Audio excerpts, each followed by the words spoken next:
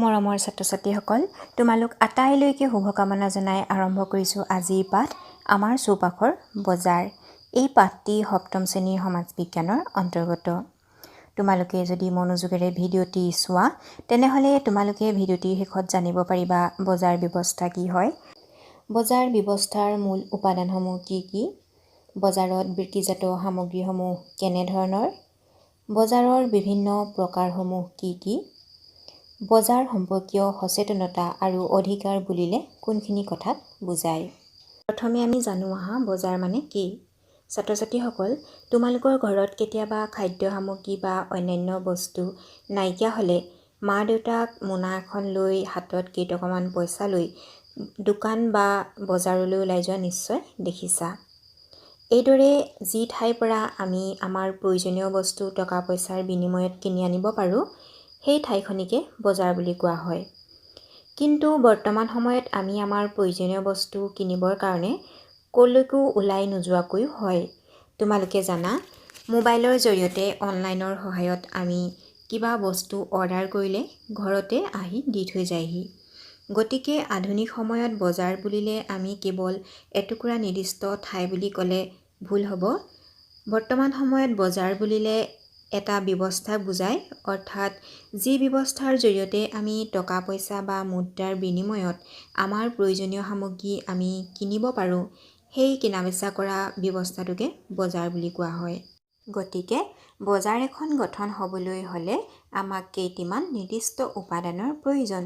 ইয়াৰে প্ৰথমটো উপাদান হৈছে বিক্ৰেতা, অৰ্থাৎ যিজনে সামগ্ৰী বিক্ৰী কৰিব। দ্বিতীয়টো উপাদান হৈছে গ্ৰাহক, অৰ্থাৎ যিজনে সামগ্ৰী কিনিব।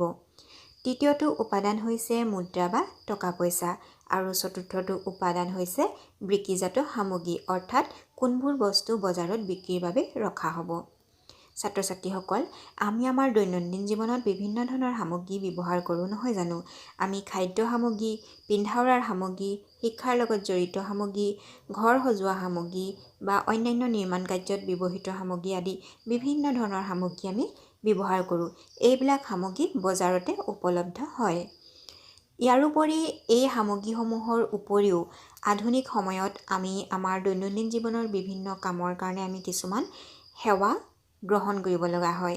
সেৱা বুলিলে তোমালোকে বুজি পোৱা, কাৰোবাক কৰা এটা সহায়, এনেকুৱা ধৰণৰ কিছুমান আমি সহায় ব্যৱহাৰ কৰোঁ। যেনে চিকিৎসা সেৱা, যোগাযোগ সেৱা, বেংক সেৱা, পৰিবহণ সেৱা, শিক্ষা সেৱা, ডাকঘৰ সেৱা ইত্যাদি। এই সেৱাসমূহো আমি টকা পইচাৰ বিনিময়তহে লাভ কৰোঁ।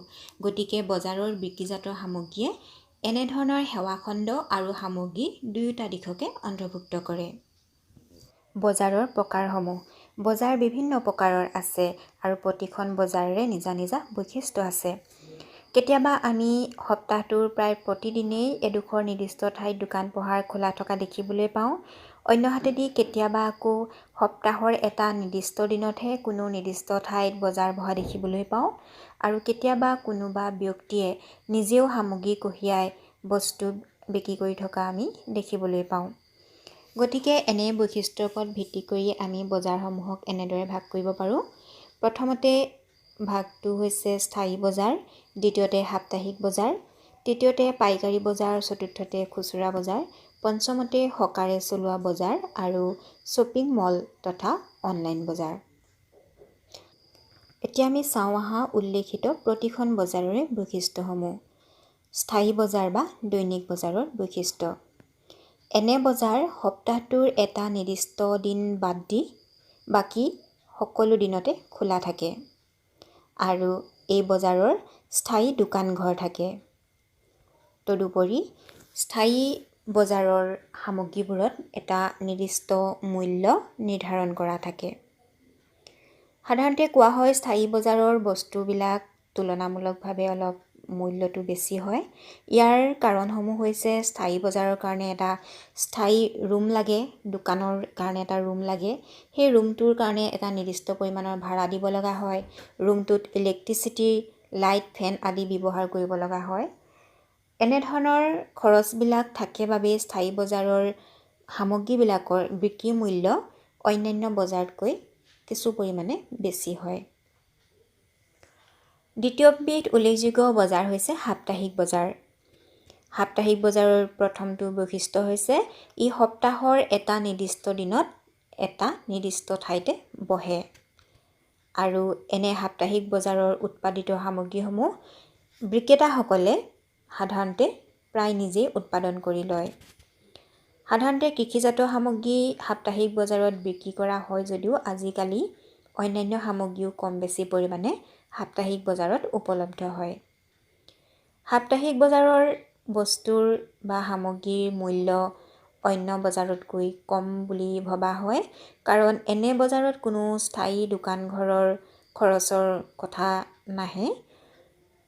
বিক্ৰেতাসকলে নিৰ্দিষ্ট সময়ত নিৰ্দিষ্ট ঠাইলৈ আহি দিনটোৰ বাবে সামগ্ৰীখিনি বিক্ৰী কৰে, আকৌ পুনৰ গুচি যায়। আৰু আমাৰ কুটিৰ শিল্পৰ যিবিলাক সামগ্ৰী, সেই সামগ্ৰীবিলাক বিক্ৰী কৰাটো সাপ্তাহিক বজাৰে যথেষ্ট অৰিহণা আগবঢ়াইছে। পাইকাৰী বজাৰ। পাইকাৰী বজাৰৰ মূল বৈশিষ্ট্য হৈছে যে এনে বজাৰত বিক্ৰেতাই সামগ্ৰীসমূহ উৎপাদনকাৰীৰ পৰা পোনপটীয়াভাৱে সৰহ পৰিমাণে সংগ্ৰহ কৰি ৰাখে। খুচুৰা বজাৰ। এনে বজাৰত বিক্ৰেতাই সামগ্ৰীসমূহ পাইকাৰী বিক্ৰেতাৰ পৰা কম মূল্যত ক্ৰয় কৰি ৰাখে আৰু পুনৰ খুচুৰা মূল্যত বিক্ৰী কৰে। সাপ্তাহিক বজাৰ আৰু হকাৰে চলোৱা বজাৰৰ বিক্ৰেতায়ো পাইকাৰী বিক্ৰেতাৰ পৰাই নিজৰ বিক্ৰীজাত সামগ্ৰী ক্ৰয় কৰি ৰাখে। হকাৰে চলোৱা বজাৰ। এনে বজাৰৰ বৈশিষ্ট্য হৈছে বিক্ৰেতাই সামগ্ৰীসমূহ নিজে কঢ়িয়াই ঘৰে ঘৰে বিক্ৰী কৰে। তোমালোকে নিশ্চয় ঘৰত বাতৰি কাকত দিবলৈ অহা, গাখীৰ দিবলৈ অহা বা প্ৰসাধন সামগ্ৰী বিক্ৰী কৰি ফুৰা ফেৰিৱালাসকলক দেখিছা। এইদৰে নিজে নিজে বস্তু কঢ়িয়াই তেওঁলোকে যি বজাৰ ব্যৱস্থাৰ সৃষ্টি কৰিছে তাকে কোৱা হয় হকাৰে চলোৱা বজাৰ।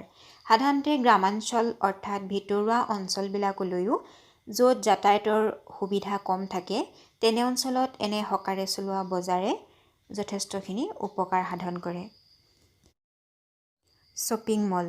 শ্বপিং মল হৈছে আধুনিক সময়ৰ উন্নত মানদণ্ডৰ বজাৰ। শ্বপিং মলত এটা ঘৰ বা এটা বিল্ডিঙৰ ভিতৰতে মানুহৰ প্ৰয়োজনীয় সকলো সামগ্ৰী বিভিন্ন ঠাইত আকৰ্ষণীয়ভাৱে সজাই থোৱা থাকে। অৰ্থাৎ খাদ্য সামগ্ৰীৰ পৰা আৰম্ভ কৰি পিন্ধা উৰা, প্ৰসাধন সামগ্ৰী বা অন্যান্য দিশৰ সামগ্ৰীও একেটা ঘৰৰ ভিতৰতে সজাই থোৱা থাকে। এনে বজাৰত গ্ৰাহকে সামগ্ৰীসমূহ নিজে বিচাৰি নিজে পচন্দ কৰি ল'ব পাৰে আৰু লোৱাৰ পাছত এটা নিৰ্দিষ্ট ঠাইত টকা পইচা অৰ্থাৎ বিল পৰিশোধ কৰিব লাগে। শ্বপিং মলৰ পাছতে অন্য এবিধ আধুনিক বজাৰ হৈছে শ্বপিং কমপ্লেক্স। শ্বপিং কমপ্লেক্সো প্ৰায় শ্বপিং মলৰ নিচিনাই, কিন্তু শ্বপিং কমপ্লেক্সত এটা ডাঙৰ ঘৰত বিভিন্ন দোকান থাকে আৰু প্ৰত্যেকখন দোকানৰে মালিকীস্বত্ব বেলেগ বেলেগ হয়। অন্যহাতেদি শ্বপিং মলত কিন্তু এজন বা কেইজনমান ব্যক্তিৰ গোটৰ হাততে সমূহীয়াভাৱে মালিকীস্বত্ব থাকে।